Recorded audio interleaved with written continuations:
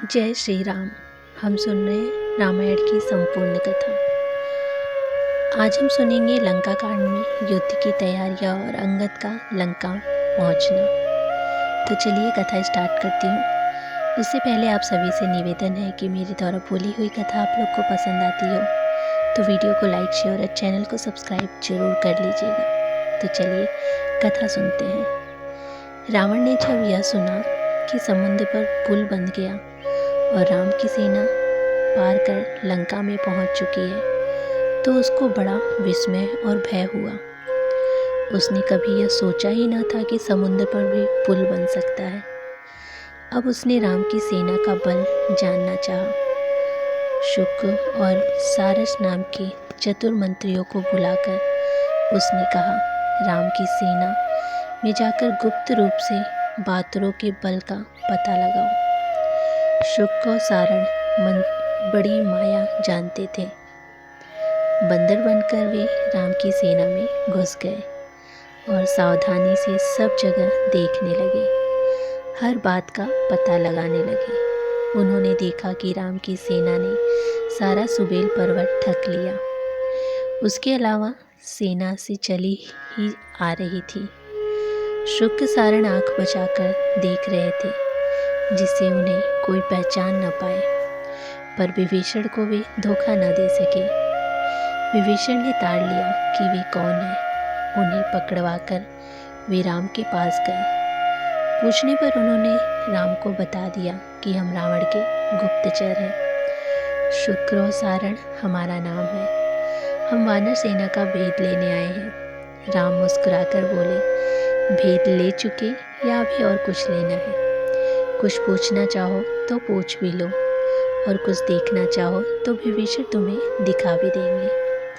जब लंका लौट कर जाओ तो अपने स्वामी से कहना कि जिस बल पर सीता को चोरी से ले गया है उस बल को अब दिखाए। कल से मेरे बाण लंका पर बरसने लगेंगे। विभीषण से उन्होंने कहा, इन्हें छोड़ दो और जाने दो। इन विचारों का क्या दोष। राम की जय जयकार करते हुए शुक और सारण लंका लौट गए। लंका पहुंचकर शुक और सारण सीधे रावण के पास गए और उन्होंने राम के बल तथा उनके कोमल स्वभाव की बड़ाई की।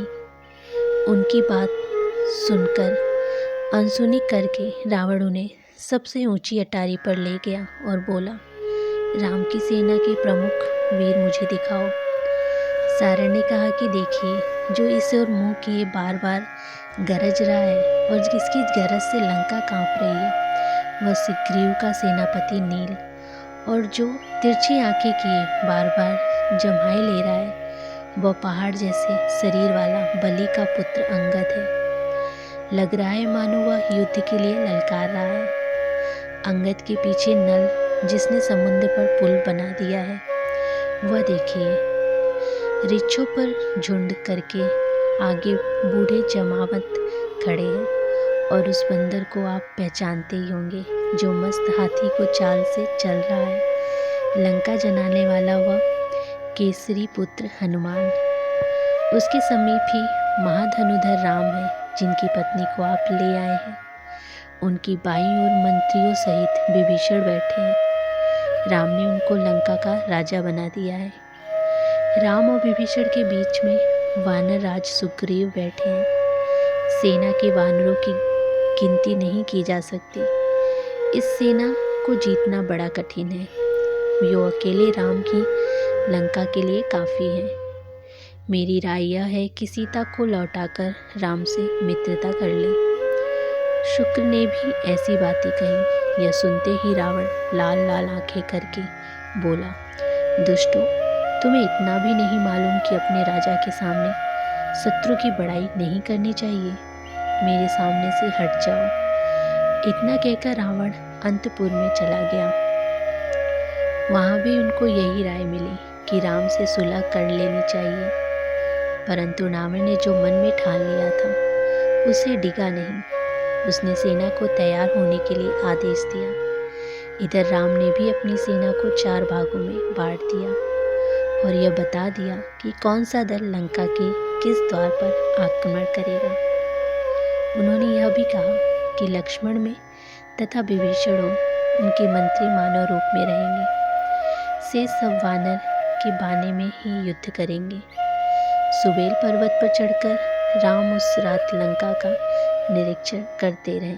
सवेरा होते ही उन्हें लंका को चारों ओर से घेरने के आदेश दे दिया। मंदिरों ने सिंहनाद से दिशाएं गूंज गई। राजनीति पर विचार करके राम ने अंगद को बुलाकर कहा कि युद्ध शुरू करने से पहले सुलह का अंतिम प्रयास कर लिया जाए। तुम मेरे दूत बनकर लंका जाओ। अगर सीता को लौटाने को रावण तैयार न हो तो उससे कह देना कि हथियार उठाने से पहले वो अपना श्राद्ध भी कर ले, क्योंकि फिर उसके कुल में कोई न बचेगा। अंगद उड़कर लंका पहुंचे और निडर होकर रावण की सभा में चले गए। रावण से उन्होंने कहा, मैं बाली का पुत्र अंगद हूँ। आप में तो मेरे पिता में मित्रता थी, इसी नाते आपके पास आया हूँ। मैं आपको अंतिम चेतावनी देना चाहता हूँ। जानकी जी को लौटा दीजिए, नहीं तो लंका में कोई जीवित न बचेगा। रावण बोला, अंगद तुमको लज्जा आनी चाहिए। अपने पिता के शत्रु की तुम दास्ता कर रहे हो। मेरे मित्र के तुम पुत्र हो, तो आओ मेरी ओर आकर अपने पिता की मृत्यु का बदला लो। इतना सुनते ही अंगद को बहुत क्रोध आया और उन्होंने रावण से बहुत बुरा भला कहा। रावण ने आज्ञा दी, राक्षस वीरों, इस दुष्ट वानर को पकड़कर मार डालो। 4-5 राक्षस अंगद की ओर झपटे। अंगद ने उनको पकड़कर मसल दिया। इसके बाद वे रावण के महल पर कूदकर चढ़ गए। महल के कंगूरों को ढांककर वह आकाश मार्ग से ही राम के पास पहुंच गए। अंगद के पहुंचते ही रामदल ने लंका के चारों द्वारों पर चढ़ाई कर दी। यहाँ तक हमने सुना कि अंगद लंका पहुँच के रावण से आग्रह करते हैं कि वो जानकी माँ को वापस लौटा दे, पर ऐसा नहीं हुआ। आगे की कथा मैं जल्दी लेके आऊँगी। तब तक के लिए धन्यवाद। जय श्री राम।